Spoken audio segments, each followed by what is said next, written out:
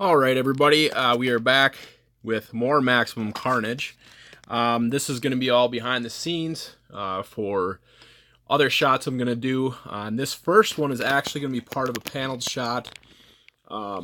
We have in a previous video, the Spider-Man review, Spidey web slinging and his webbing gets cut by Carnage.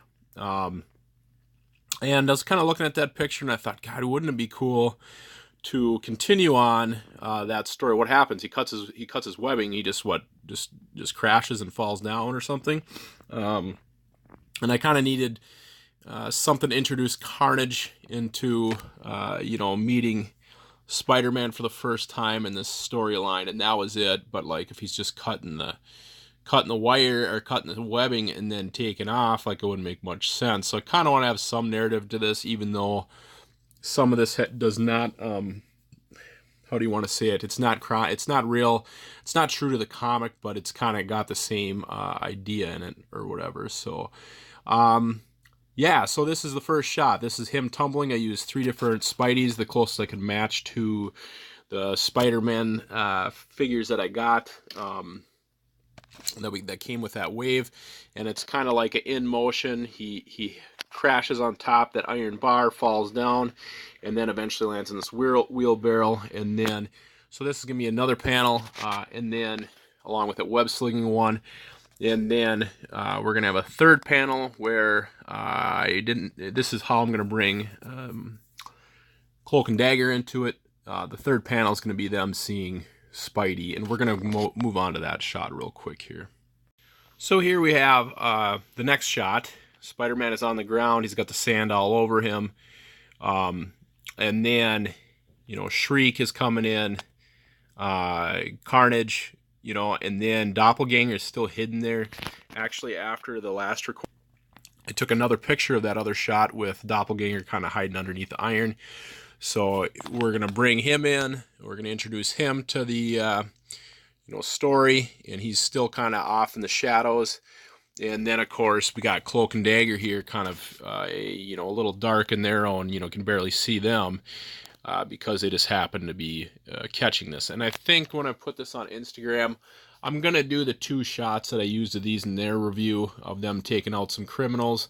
And then, that'll take place before this. I think the double group shot, I may not even use that for that, even on my Instagram, it just doesn't make any sense. They're just standing there in a hallway. So, and I'll share it some other time after Maximum Carnage is done. But this is pretty much it for this one. And then we're going to introduce Cloak and Dagger into the next shot. Or else it's going to be about, maybe the next one will be Doppelganger and Shriek, her finding him or whatever. So something like that.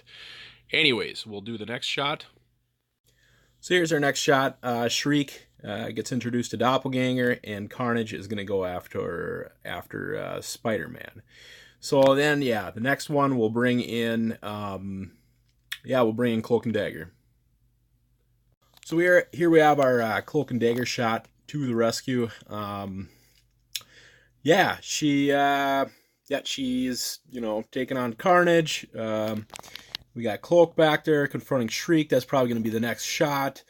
That's pretty much it. I guess not a whole lot to say about it. She is levitated by a dowel, of course, like normal. And I got this light over here shining on her effect to light it up a little bit. They're basically here to save the day. So then we'll move on to the next one, which will probably be Cloak and Shriek. That's my guess. So this next shot is Shriek being confronted by Cloak, and I couldn't really, get her face in it because she's laughing or whatever. Kind of got that devious look on her face.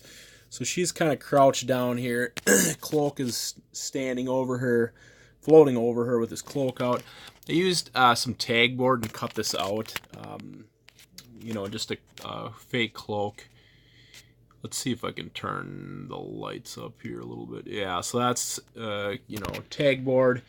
Yeah, I tried the best I could. I don't know if it's going to work as good as I wanted to. I kind of wanted an infinite black look, but everything else gets pretty dark when you do that. So I don't know how it's going to work.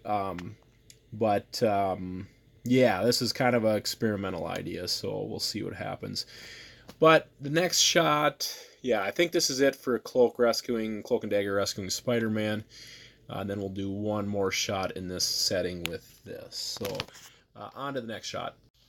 So the last scene for this setup is, Cletus Cassidy. They got beat. They're gone, and Cletus Cassidy's like, nothing can stop us, I think is the context I'm gonna put it in.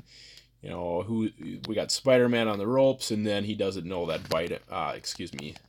Venom is back there, just waiting to attack. So yeah, I would say this shoot has been pretty good on this. Setup. It's a pretty cool construction setup. We're going to see another construction setup, I think, later on.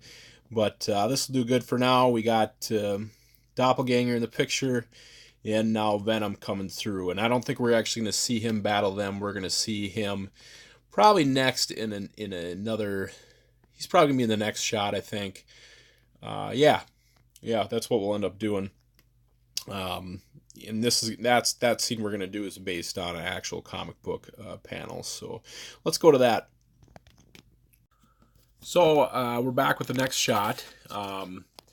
We have Venom collapsed on Peter's floor. This actually happens in the comics.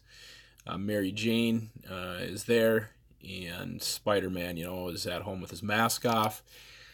Used the Green Goblin, Death of Gwen Stacy, Peter Parker's head for this, and the hair actually from a modern one, I believe. And then Mary Jane is Sigourney Weaver, Ellen Ripley, her body. She's in her underwear. They're at home, and that's what I use for the body. And then the hair is just basic red, and then of course the scared face that I love to use for shots like these. But this is straight out of the comic. Figured I'd pay homage to it. It's kind of a good splash page or whatever you want to call it. Nice simple shot. And then we're actually going to keep this setup up for another shot that will be used in a paneled shot later. So let's go to that one. So here's our next shot. This is part of a panel. If you've seen or if you've read the comic, you know that this is part of it. The family's together. We have, Aunt May on the right. You got Mary. And actually, at this point in time, Peter's parents were alive. So that's who's standing in back behind the couch. And then you have Liz Osborne, which was Harry's wife. And then I think their kid. I don't remember. I read it a couple weeks ago. I can't remember if it was boy or girl, but she has a boy in this shot. So this is going to be part of a panel shot. We'll get to that either in another video or else this one I'm not entirely sure yet. Maybe, I think it's going to be in a review video for the Jessica Jones Minimates, because I need to open those up to put that paneled shot together. So that's who everybody is. That's what all this is. That TV is actually Minimates. The couch is Minimates. That little lamp behind Aunt May we saw in the last segment, that's from The Walking Dead Governor's Room, along with a recliner. Plant is Michael's craft store, along with that clock is also Michael's craft store. And then these walls, actually, I built myself. So anyways, on to the next shot.